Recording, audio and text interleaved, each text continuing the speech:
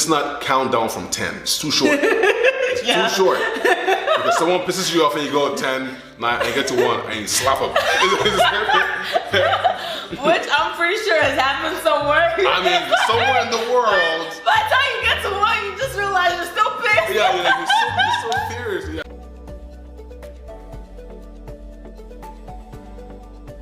Hi there, my name is Elizabeth. Hey, my name is Ugo. And welcome to another episode of It feels like a deja vu. She does the same thing every week, so I'm gonna go this time, okay?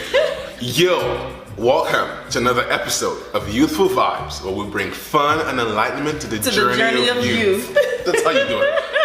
Throwing the fingers, make it cool, you know? No. But today we're gonna be talking about controlling your anger. How to control your anger, especially if you have people around you that just get on your nerves, or you work at a place that people don't get you, and just a lot of triggers around you, especially in the world today. We have a lot of reasons to be angry. So in this video, we want to talk about how to control your anger. Before we get started, don't forget to subscribe, comment, and share our videos. Yes, please share this video with as many people as you can and help them figure out how to control their anger, especially if they're your spouse. Number 1, don't speak. Yes, be quiet as much as possible. And it's difficult to do, and we know it's difficult to do that when you have people who are coming at you saying things that you know they're just upsetting. But what happens is whenever your emotions are high or heightened, whether we're talking about by love or by anger or anything that elevates your emotions, you don't think clearly. And if you can't think clearly, whatever you want to say, chances are very high that it's going to be the wrong thing to say. Right. And in the heat of the moment, you're gonna feel like whatever you have to say is justifiable. But the thing is, you can't take back those words once you've put it out there. Okay, and we're always talking about, like, what's your end goal? Because if you go ahead and put it out into the world and it's like that's not your final destination, like you're trying to resolve conflict, but whatever you're gonna say is not gonna help you resolve conflict, then do you really want to say it, or Yes. do you need to walk away? And that, what you're saying in that moment, feeling justifiable point, is so strong, because I mean, how many times has it happened to you where someone just came at you and you're like, I'm gonna give you a piece of me today. You just say boom, boom, boom, boom, boom, and then you go back and you're like, after you've calmed down, you're like, maybe I should not have said that. But it felt right in the moment. It felt like if someone's coming at you, you gotta come right back at them. So what we're saying is, to control your anger, don't speak. Right. Point number 2, Yes. don't act. Exactly. Just like point number 1, don't speak, don't act. Especially when you work in corporate America, or you're communicating, especially if you're communicating through a medium that has records. So vis-a-vis emails. In corporate America, for instance, someone sends you an email, someone says something, and now you're really, really, really upset and you're really charged up, and you want to send an email. Just sit on it for a moment before you do that, because you might come back and realize that everything you thought was justifiable in the email you're about to send were not worth it. And if you had sent it, now you have a record of you saying something that you could have said better if you had just waited. Right. So don't act, regardless of how justifiable it might be. Take the high road, or the less dramatic road, or Unless you're into drama, then you can think about it. yeah, unless you're into drama. But take the road that is, what's the word I'm looking for? That makes you the bigger person. Yes, essentially. Because when you're in the heat of the moment, and when you're angry and your emotions are raging, whatever action you're about to take is gonna seem like it's justifiable, like it's right. But y'all, when you take the road less traveled by, it's gonna end up paying off in the long run, okay? Because that action, just like the words, you can't take back, and it's gonna end up making you look like a bad person, and you're gonna end up regretting whatever decision or that action that you've taken. Your parents piss you off, and you're like, you know what? That's it. I've had it. I'm gonna run away. You pack your things, and you want to run away. You didn't think about, what am I running to? How am I gonna get there? What am I gonna eat? Yeah. So it's and then you end up coming back like a dog. I know. Like I'm out. Carry your things, bolt. 5 minutes later, okay, yeah, I'm back. I was just kidding. Or in a relationship, like, the one person pisses you off, and you're like, okay, that's it. It's over. We're done. We're through. And the thing with acting while you're angry is, just like Wifey has said, the moment you do it, you can't take it back. And if you do it and you don't stand by what you said or what you've done, then you look like you're flaky. The next time you go out like that, no one's gonna like, okay, give him time. He's gonna be back. and surely enough, there you go, coming back. And it makes you seem like a less stable person. Like hubby was talking about in corporate America, no one wants to hire someone who's not even emotionally stable. Yes, you know what I'm saying? Emotionally mature. So, as much as possible, to control your anger, don't act. Point number 3, learn your refractory period. Basically what we're saying here is learn how long it takes for you to reach your calm. That period where your hormones are no longer high, no longer raging. Maybe you release some type of endorphins by going to work out or whatever the case is. Yes, and the scientifically proven average is 20 minutes. So pretty much means when something happens that makes you emotionally charged, just wait 20 minutes before you act.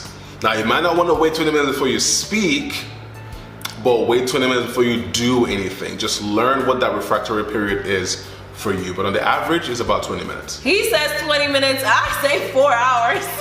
I didn't say. Research said 20 minutes. It might take me a day sometimes, but on the average, it's 20 minutes. Yeah, because I'm like, he's calm and I'm heated, and I'm heated and he's calm. And y'all, this is the part where it's like, there is no point in having a conversation with someone who is heated, okay? Because they are not listening, or even if you're heated, you're not ready to listen. Emotions are high. You're not in a place where you are open to receiving. People stop listening to you if you come across as being just irrational in general. And what we're saying is, when you learn your refractory period, and this is not countdown from 10, it's too short. It's too short. Because someone pisses you off and you go 10, 9, and get to 1 and you slap them. Which I'm pretty sure has happened somewhere. I mean, somewhere in the world. By the time you get to 1, you just realize you're still pissed. Yeah, you're so furious. Yeah, it's somewhere in the world where someone has slapped someone out for 10 seconds. You're like, forget this. Anyway. So, learn your refractory period and just give yourself some time to calm down before you move forward. Yes. Point number 4, ask a question.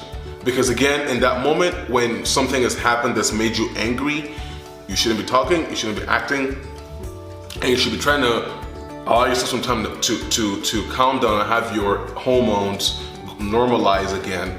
And the quickest way to do that in the moment, if you don't know what to do, ask a question. Because when you ask a question, you cause you put the spotlight on the other person, and you cause them to talk. If you care enough to listen, because sometimes you don't want to listen to what they have to say. So maybe you want to skip this, but instead of you talking out of turn or saying something that you're going to regret, ask a question instead. Yes, and in this moment, remember, you asked the question, so you need to be willing to listen. Okay, don't just ask the question and then while the other person is talking, you're simply waiting for your turn to talk or waiting for your turn to lash out or speak angrily. Point number 5, you need to assume innocence on the other side. Remember, we all have different backgrounds and different experiences that have shaped us to be who we are. So it's important for you to be curious about the other person's background. Why is it that they are the way that they are? Why is it that they express themselves the way that they express themselves? And then also, if you're in a relationship, it's important to remember, like, whether it's working relationship, spousal relationship, girlfriend, boyfriend, whatever it may be, it's important to remember that in actual genuine love, the other person would not purposefully hurt you. They would not purposefully spew or act in ways that would cause you hurt. Yes, and just in summary, if you can find a way within yourself to turn your frustration into curiosity, it would help a lot. Like, someone lashes out at you or says something that's just outrageous, ask yourself a question. I wonder why they see the world that way. I wonder why they think that way. I wonder why this is the conclusion they've come to. Just turn your frustration into curiosity as much as possible, as much as it's practical. Some people, they don't care, they're just foolish, and it's okay to be foolish, but I wonder why they're foolish. See what I mean? Last thing is, But the fact that people don't agree with you does not mean that they're wrong.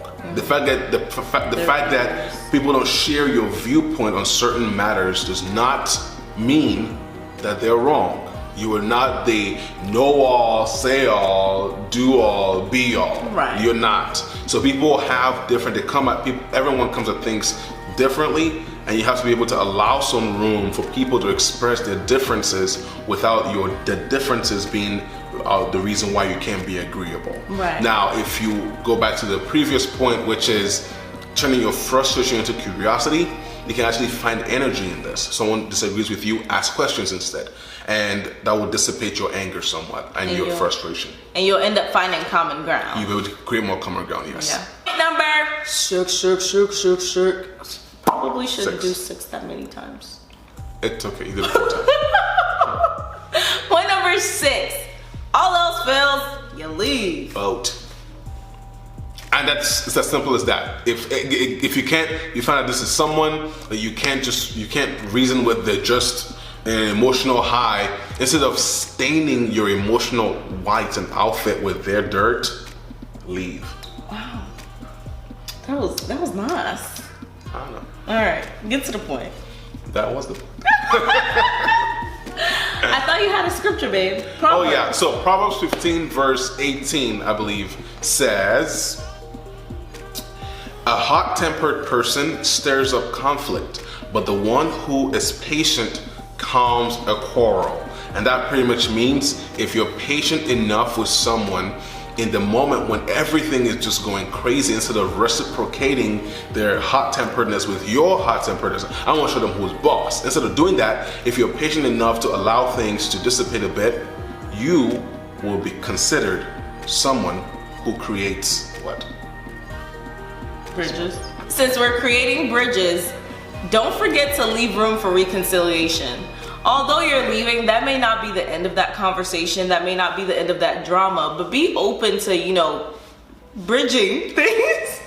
Walk away in such a way that you leave an open door to be able to come back in the future and address things, especially if you're in a relationship, especially if you're in a marriage, especially if you're in a setting where you can't do anything about this person. Don't just get angry. I'm not talking about myself here.